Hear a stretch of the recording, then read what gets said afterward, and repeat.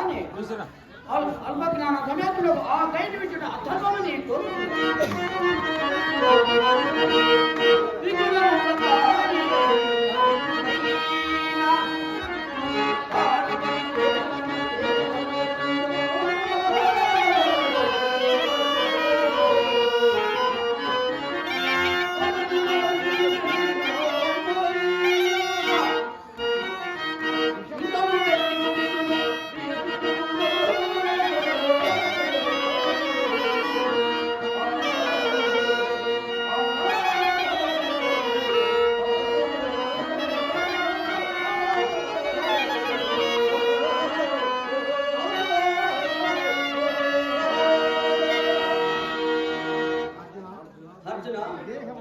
దేహములు అనిత్యములు మాటయే శాశ్వతము.